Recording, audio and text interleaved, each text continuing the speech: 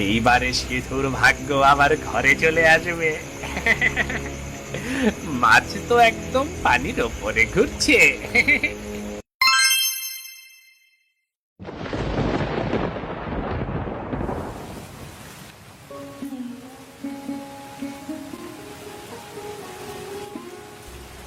এই যে পাতাটা, আরে বেশ ভালোই দাঁড়িয়েছে।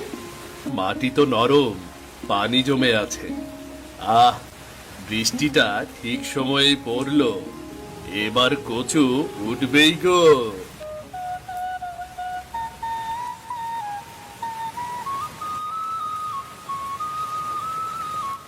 এটা আবার কি?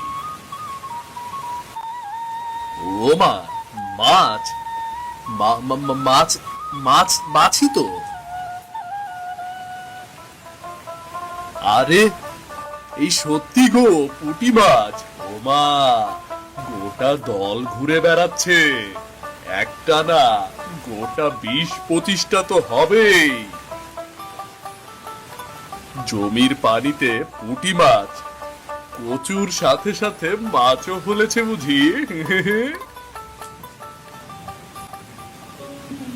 আহারে, তোরা যে এই জমিরই সন্তান। কচুর পাতা যেমন ফুলে ফুলে উঠেছে, তেমনি তোরা খেলছিস পানির তলায়। এ তো কচুর খেতে পুটির চাষ। 2 ফসল এক জমিতে। না, এ খবর গিন্নিকে এখনই জানাতে হবে। মিথিলা শুনলে কি যে খুশি হবে।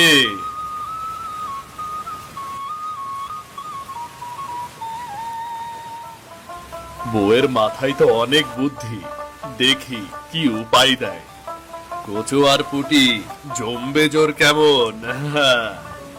সিধু ভাবতেও পারেনি জমির এই সামান্য পুঁটি মাছই তার জীবনের মোড় ঘুরিয়ে দেবে। তবে যেদিকে আশার আলো জ্বলে, ঠিক সেই দিকেই ছায়া ফেলে এক প্রতিবেশী দেবেন।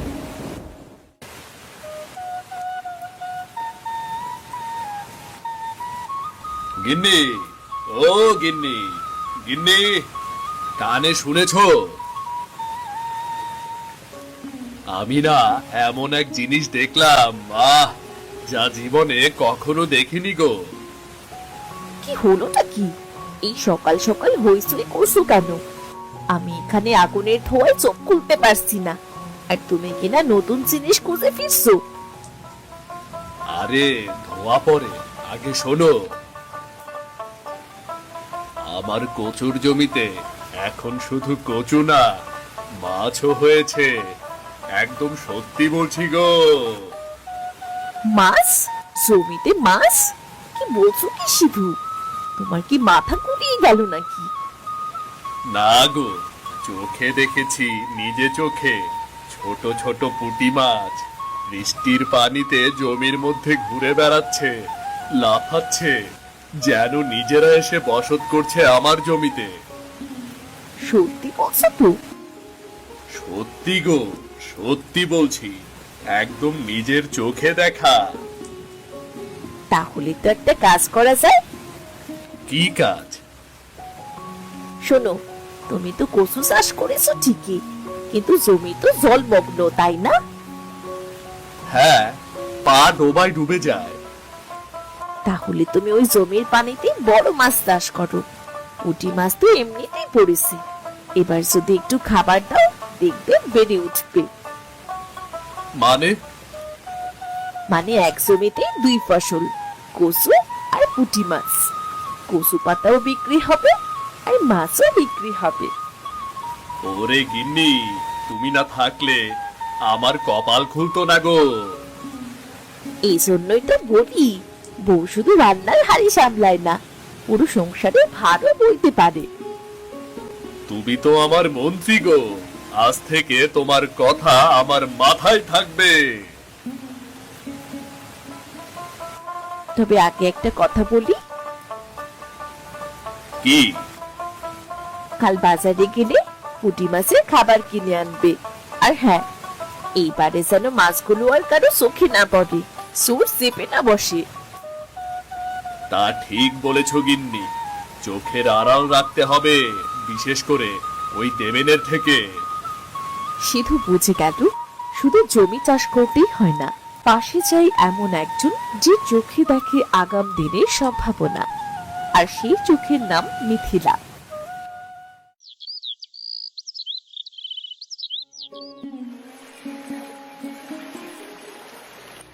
হ্যাঁ, একদম পুঁটি মাছ। এ তো দেখি ভরপুর মাছের খনি। আরে বেটা, সিধুর ভাগ্যে কিভাবে এত মাছ জোটে?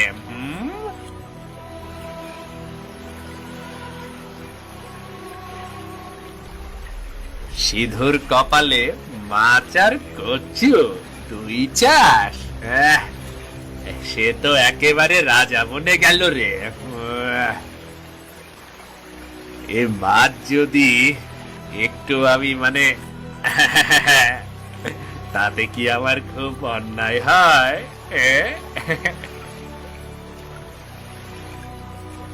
ওই তো জমির মাছ মাঠেই তো থাকছে, কেউ পাহারাও দিচ্ছে না।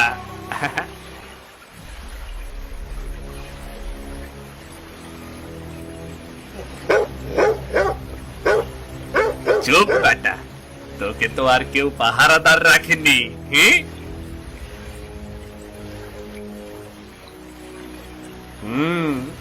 আমি দিব্যি রাতের বেলা এসেই কিছু মাছ ধরে নিয়ে যেতে পারি। সিধুর তো খবরও থাকবে না। জমির আশীর্বাদ চোখে পড়ে লোকজনদের চোখেও, কিন্তু সেই চোখ যদি হয় লোভী, তখন সেই আশীর্বাদ হয়ে দাঁড়ায় বিপদ।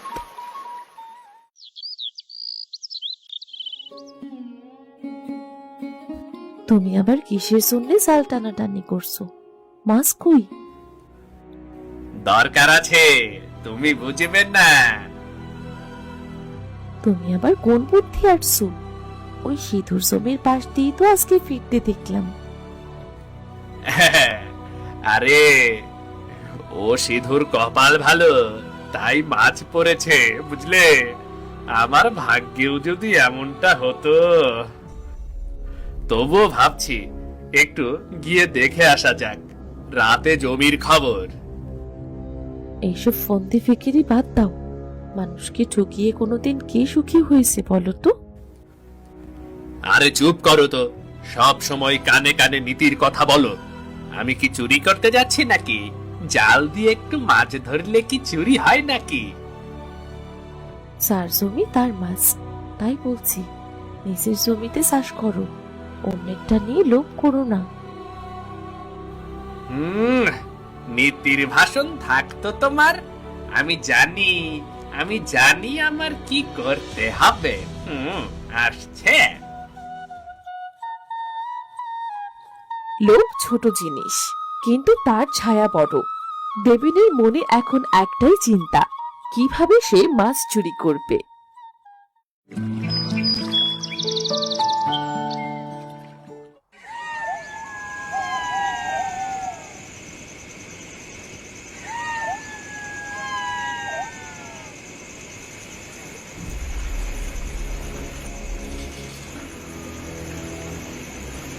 এইবারে সিধুর ভাগ্য আবার ঘরে চলে আসবে। মাছ তো একদম পানির ওপরে ঘুরছে।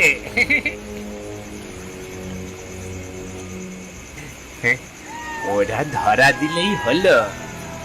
মিথিলা সিধু ঘুমিয়ে পড়েছে নিশ্চয়ই।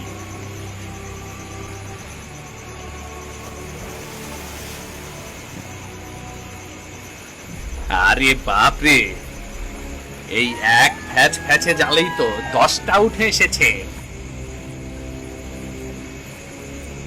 ওরে বেটা সিধু, তোর কপাল আমি ছিনিয়ে নিলাম আজ।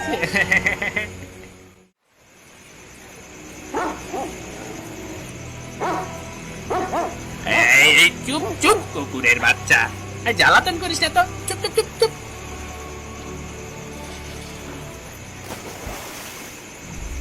ও এ কি কপাল, এই কাদার কচু মিলে আমাকেই খাইয়ে দিচ্ছে রে।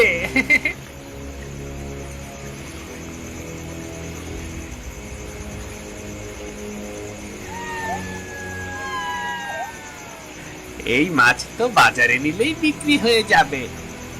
লোক বলবে আমি পুকুরে ধরেছি। কে কি জানে?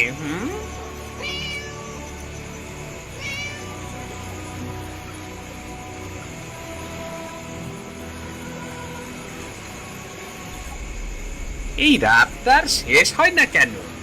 ছায়া দেখলেও এখন ভূতের ভয় হয়। তবে যা পেয়েছি তা তো এক কথায় সোনার খনি, সোনার খনি।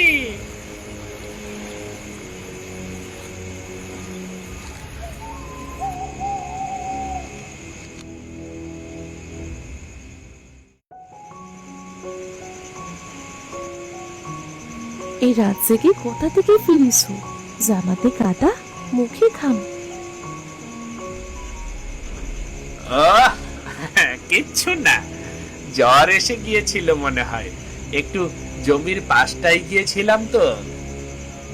তুমি জমিতে গিয়ে মাছ ধরছো না তো? না না না না, ওসব কিছুই না।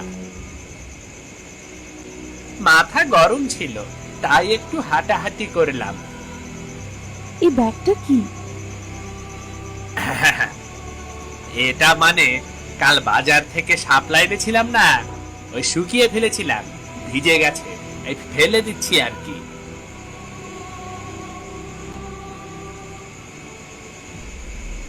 তোমার রোগ একদিন তোমাকে ডুবাবে, দেখো বললাম তো। অন্যের জমির দিকে তাকিও না। শুনছি শুনছি, তুমি ঘুমাও এখন, আমি গোসল করে নিই, তুমি ঘুমাও।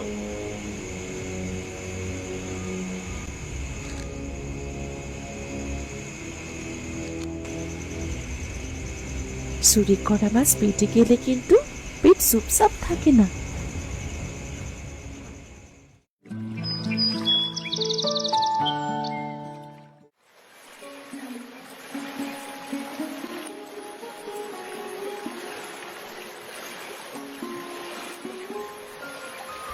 এই যে, এখানে তো কাল ছিল গোটা 20টা মাছ একসাথে ঘুরছিল।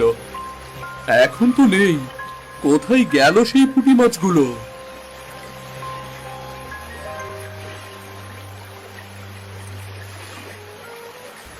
সব গেল, আমার স্বপ্নটাই চুরি হয়ে গেল রে। এই মাটির জমিতে প্রথমবার কিছু বাড়তে দেখেছিলাম, যা শুধু কচু না, একটা নতুন আশাও ছিল।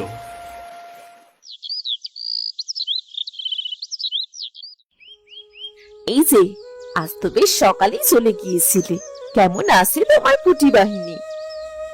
বাহিনী নেই গিন্নি, সব শেষ। মানে কি বলছো তুমি? যতগুলো মাছ ছিল একটাও নেই। জমির কোনায় একটু কাটাও পড়ে নেই, কে যেন সব তুলে নিয়ে গেছে রাতে। তুমি নিশ্চিত? আমি চোখে দেখেছি গো গিন্নি, পানিতে একটাও মাছ নেই, সব শেষ। এই গ্রামে যদি কেউ রাতের আধারে এমন কাজ করতে পারে, তবে আমি তার নাম জানি। তুমি কি বলতে চাও? চোর একটাই, দেবেন। কাল রাতে কিছু অদ্ভুত আওয়াজও শুনতে পেয়েছিলাম আমি। আমার আর বিশ্বাস করতে মন চায় না। আর ভাঙা পরিশ্রমেও যদি কেউ এমন করে, তবে আমাদের কি করার আছে গিন্নি, বলো? সব হারাওনি সিধু, এখনো জমিটা আছে আর বুদ্ধিও আছে। এবার শুধু চাই একটু প্রমাণ আর সাহস। একজন চাষির সবচেয়ে বড় শক্তি তার বিশ্বাস, আর যখন তা ভেঙে পড়ে, তখন পাশে দাঁড়ানোর মানুষটাই হয়ে ওঠে তার নতুন আশার আলো। আর মিথিলা ঠিক সেই আলোই হয়ে ওঠে।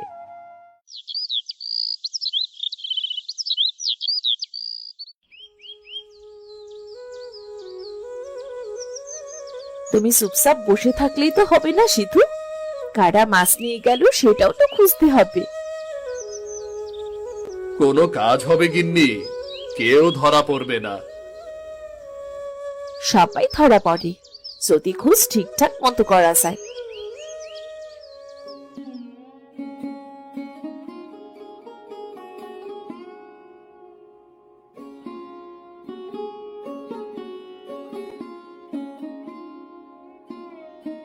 আসল খেলোয়াড় হয়তো খেলেই গেছে, কিন্তু কিছু দাগ নিশ্চয়ই রেখে গেছে।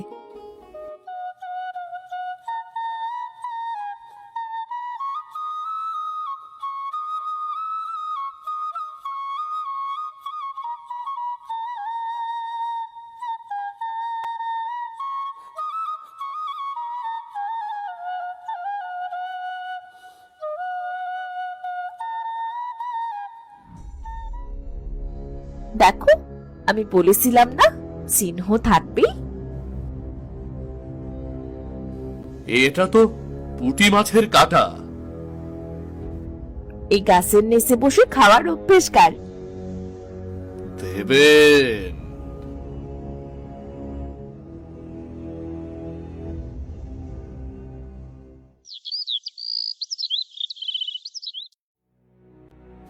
এই জমায়েত আহ্বান করা হয়েছে একটা গুরুতর অভিযোগের ভিত্তিতে। সিধু আর তার বউ মিথিলা অভিযোগ করেছে তাদের কচু ক্ষেত থেকে পুঁটি মাছ চুরি হয়েছে। এখন আমরা শুনতে চাই তারা কি বলতে চায়। আমি বলছি, আমাদের জমিতে কচুর সঙ্গে পুঁটি মাছ জন্মেছিল। সিধু নিজের চোখে মাছ ঘুরতে দেখেছে। আমি বুদ্ধি দিয়েছিলাম মাছ আর কচু একসাথে চাষ করতে, কিন্তু 3 দিন না যেতেই জমিতে মাছ নেই। আমরা খুঁজতে গেছি, দেখি জমির পাশে কাঁঠাল গাছের নিচেই পড়ে আছে মাছের কাঁটা। এই কাঁটা কিন্তু হালকা গরমে শুকায়নি, মানে সত্য খাবার। আর ওই গাছের নিচে কে নিয়মিত বসে? ওই দেবেনই বসে। এটা মিথ্যা, আমার নামে অপবাদ। আমি তো জানিও না ওর জমিতে কি হয় আর কি নেই। আমি কারো কিছুই নেইনি। তুমি চুরি করেছো দেবেন ভাই। আমার খেটে খাওয়া স্বপ্ন, আমার কপালের মাছ সব নিয়ে গিয়েছো তুমি। আই চুপ, সবাই চুপ। এখানে কথা হবে প্রমাণ নিয়ে। কাঁঠাল গাছের নিচে মাছের কাঁটা পাওয়া গেছে, সেটাও তো প্রমাণ। আর একটা কথা, ওই রাইতে আমরা কয়েকজন পাশ দিয়ে যাবার সময় দেবেনের উঠানে একটা পুটলি ঝুলতে দেখছিলাম, মাছের গন্ধও পাইছিলাম। আমার ছেলেও বলেছে দেবেন কাকুকে রাতে ক্ষেতের দিক থেকে ফিরতে দেখেছে।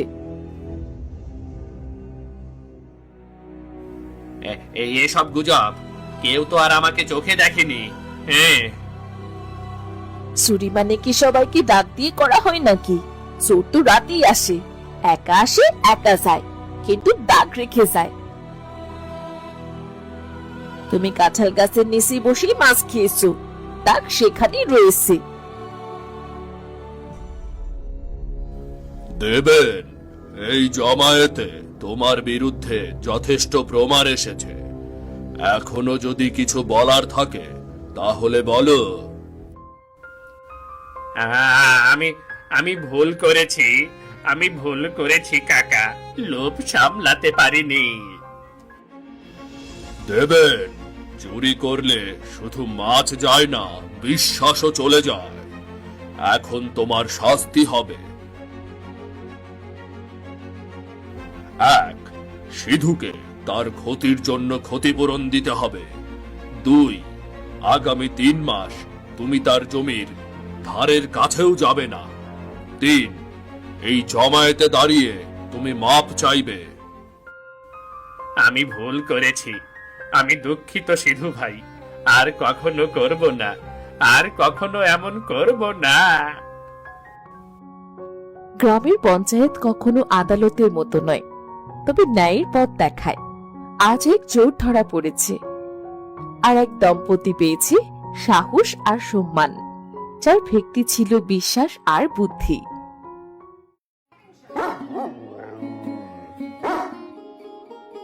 পঞ্চায়েতের রায় অনুযায়ী দেবেন, তুমি এই পঞ্চায়েতের সামনে স্বীকার করেছো যে তুমি চুরি করেছো। হ্যাঁ কাকা, ভুল করেছি। তাই তোমাকে সিধুর ক্ষতির জন্য 1 সপ্তাহের মধ্যে 100 টাকা এবং 5 কেজি পুঁটি মাছ ফেরত দিতে হবে। তুমি তার জমির ধারের কাছেও আসবে না। এই কথা গ্রামের সামনে প্রতিজ্ঞা করো, সবার সামনে প্রতিজ্ঞা করো। আমি প্রতিজ্ঞা করছি, আর কখনো কারো ক্ষতি করব না আমি।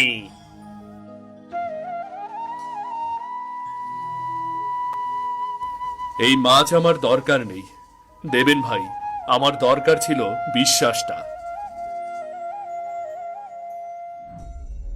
চুরি করে পেট চলে ঠিকই, কিন্তু চোখে চোখ রেখে কথা বলা যায় না, বুঝলে? লোকসান অর্থের হতে পারে, কিন্তু সম্পর্কের ক্ষতি সবচেয়ে বড় ক্ষতি। তবে যেখানে সৎ সাহস আর সততা থাকে, সেখানেই ন্যায় ফিরে আসে, ঠিক যেমনটা হলো সিধুর জীবনে।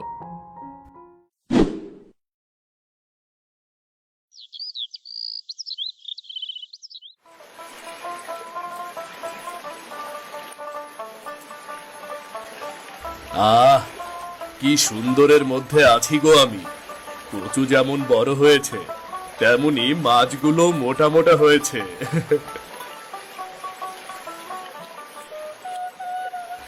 এই জমি এখন শুধু জমি না, আমার ভাগ্য ফেরানোর চাকা।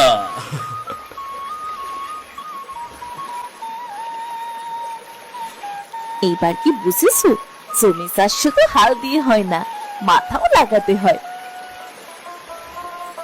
তা বুঝেছি বউ। এই মাছ আর কচু একসাথে তুলবো, আর তোমাকে একটা নতুন শাড়ি কিনে দেব। শাড়ি পরে কি করব? আমিও তো তোমার মতো জমিতে নেমে মাছ ধরতে চাই। তুমি নামলে তো মাছ ধরতে পারবো না, তারা তোমার রূপ দেখে লুকিয়ে পড়ে।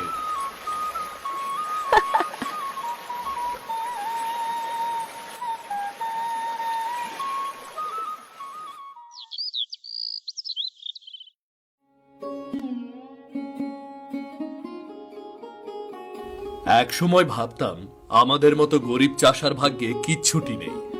আজ দেখি পরিশ্রম আর বুদ্ধি থাকলে সোনার ফসলও পাওয়া যায়। আর সততা থাকলে সবকিছু ফিরে আসে। মানুষ চুরি করে পেট ভরাতে পারে, কিন্তু ইজ্জত ইজ্জত করতে পারে না, বুঝলে?